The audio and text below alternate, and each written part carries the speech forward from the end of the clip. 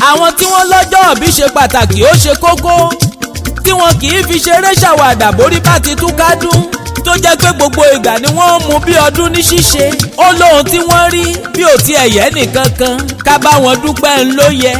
àwọn tí wọn ò rọ́jọ́ ìbí bí ọjọ́ tó ṣe pàtàkì ṣe kókó ó ṣeé ṣe kó ohun tí wọ́n rí ó má ṣe hàn sẹ́nìkan.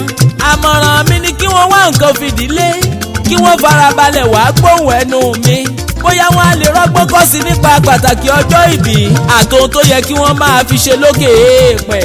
bọ́dún bá jọ màrìwámù tuntun bọ̀ wáyé lára àwọn tí kì í fáyẹyẹ ọjọ́ ìbí wọn ṣeré lókè èèpẹ̀ tí wọ́n fi ń dúpẹ́ tí wọ́n máa ń fẹ̀mí ìmoore hàn sọ́ba adániwáyé borí bá ti tún kádùn.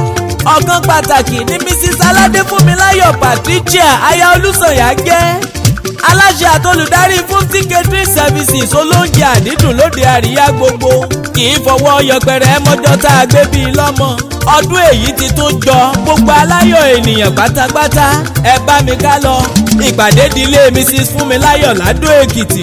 aláròjinlẹ̀ ènìyàn bíi tìyá mọ́fì kò jẹ́ kó yan ọjọ́ ìbí rẹ̀ kéré torí ọjọ́ tá a bí ní ṣe pàtàkì ó sì láwọn ohun tó dúró fún nínú ìgbésí ayé ẹni àtòhun tẹ́nìyàn á dà kọ́ba òkè má sọ wá dìdàkudà ńlá tọrọ. ọjọ́ kọkànlá nínú oṣù kẹta ọdún làyájọ́ ọjọ́ ìbí tàbí aya Olúsànyà sáyé tílé ayé gbàlejò ọmọ tuntun Olódùmarè tí ò jẹ́ kó o ti kú ní rèwerèwe lọ́pẹ́ tọ́ sí. oṣù bàkàǹkà fọ́ba tí ń gbàdọ̀bálẹ̀ ọba tó dá ọ sí tó o tún fi rọ́dún tuntun. lọ́dún tó kọjá gbogbo ọ̀rẹ́ pẹ̀lú àwọn Afẹ́nifẹ́re ni wọ́n bá ọ dúpẹ́. látàsìkò náà onírúurú àdánwò ni bàbá ti gbé ọ borí. àìmọye ewu tọ́ba òkè jẹ́ kó fò ọ́ lọ èyí tọ́mọ ẹ̀dá mọ̀ ńlá ń wí. àga ìkà tán èyí tọ́ba tí ń pa wá mọ́ òjẹ́ ká lè fúnra sí tó ti bá wa ṣẹ́ kó tó dójú wa. ìdí ọpẹ́ wa sólódùmarè ọba lókè ó pọ̀ rẹpẹtẹ. ọba tí ò jẹ́ káwọn ọ̀rẹ́ ọmọ pẹ̀lú ọkọ rẹ̀ ó mọ fọjọ́ òní ṣe posthumous birthday fólólùfẹ́ wọn ńlá bá ọ gbéga. ó wà bí aláìsí láyé àìsàn tí ò gbóògùn òde bá ọ lálejò nínú àgọ́ ara. ọ̀rẹ́ ń fi ọ́ yangàn àwọn mọ̀lẹ́bí tún sọ pé ọmọ wa ni. mọ́mí Roland bọ́mọdé bá dúpẹ́ oore àná ó di dandan kó rí mìíràn gbà sí lọ́wọ́ Olúwa ọba. mọ́mí Roland ò ní mọ sàré ọmọ lọ́lá ọba tí ń jẹ́ Jèhófà. Mrs. Alade Funmilayo ṣé bí Èrìjìyàn Èkìtì ni wọ́n gbé bí ọlọ́mọ. ìwọ gangan lọmọ lọ́jà odò àbọ̀yé sùn. ọmọ erin jo kètèrè nájà ọmọ erin ṣubú àṣà yoyo. ọ̀pẹ̀kọ́ ilé tí erin ọ̀dàkọ̀ ọ̀kan níbẹ̀ kàn ọmọ yàrá oríire àádọ́ bíbọ́. akèrègbè ọmúro oríire àti gìrìgìrì.